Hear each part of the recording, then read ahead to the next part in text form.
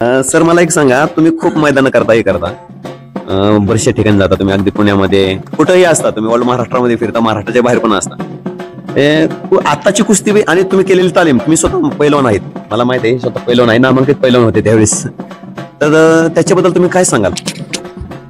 जुन्या काळातली कुस्ती आणि आताची कुस्तीमध्ये बराचसाच बदल झालेला आहे. जुन्या काळामध्ये जोर बैठक ची कुस्ती होती, ताकदीची कुस्ती होती, पण अलीकडच्या काळामध्ये टेक्निकची कुस्ती आलेली आहे.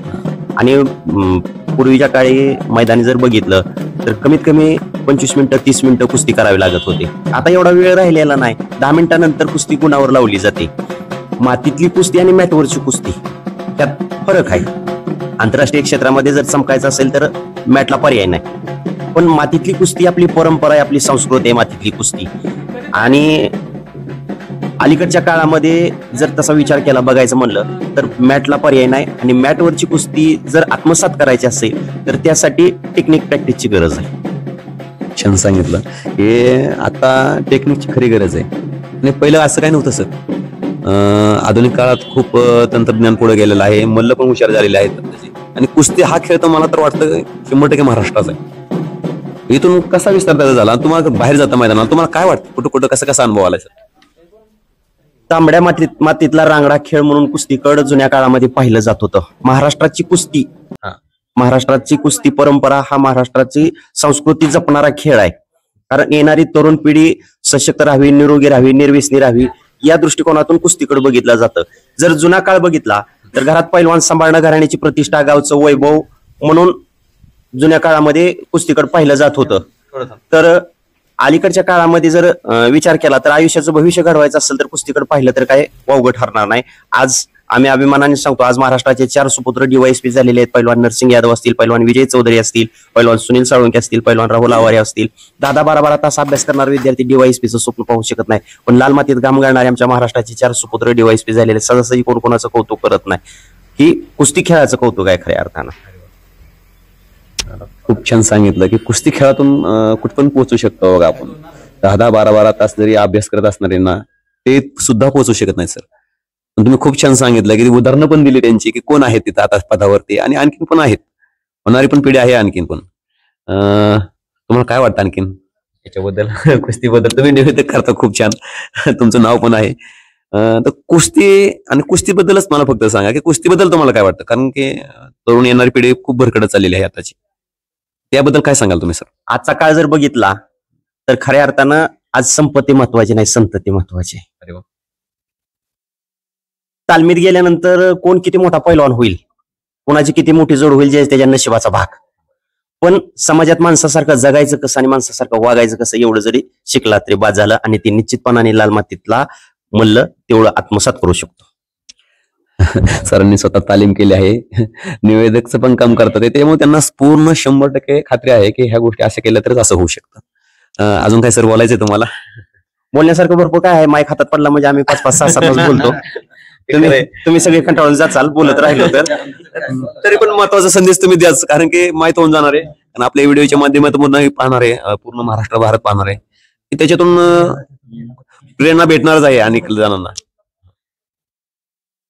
मी एवढंच सांगू इच्छितो नवीन पैलवानांसाठी की जेणेकरून अलीकडच्या काळामध्ये मेडिसिनचं फॅड फार मोठं वाढलेलं आहे. खरे, बरं बोलण्यापेक्षा खरं बोललेलं कधी बी चांगलं.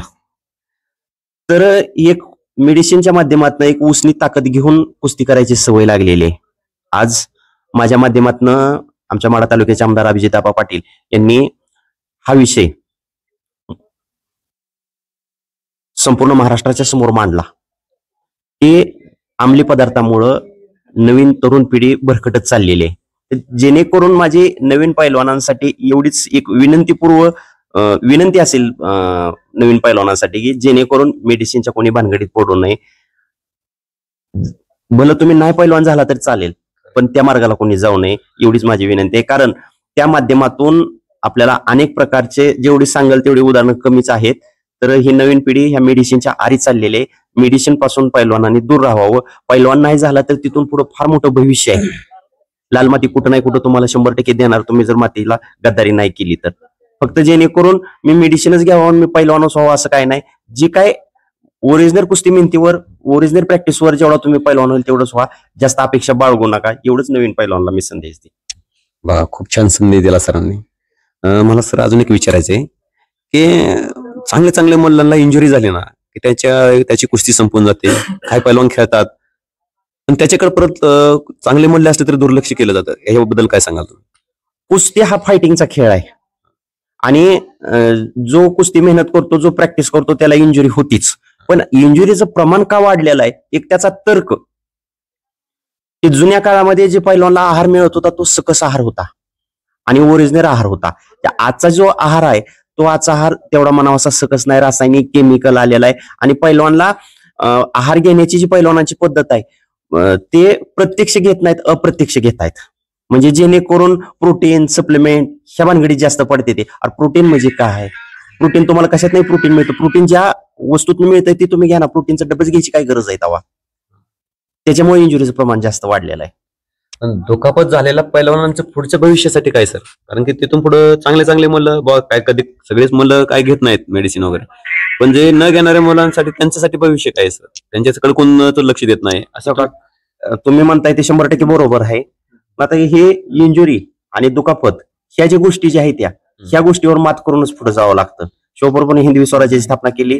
शिवप्रभूंना बालपणीच प्रशिक्षण दिलं, घोडेस्वार होण्याचं, भाला चालवण्याचं, ढाल चालवण्याचं. मासाहेबची जवळ जर म्हणली असत्या बाळ शिवबा घोड्यावर बसू नको, पडशील, पाय मोडल, स्वराज्य घडलं नसतं.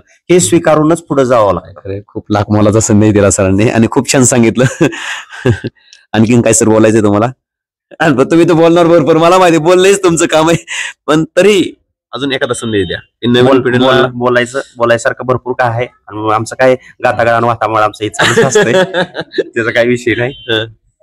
तर एवढाच संदेश त्या तुमच्या सोशल मीडियाच्या माध्यमातून मी दिलेला आहे. कमीत कमी जास्त काय नाही, पण एक 5-10 जरी गोष्टीचं अनुकरण केलं तरी फारसा मोठा फायदा मिळेल असं मला वाटतंय.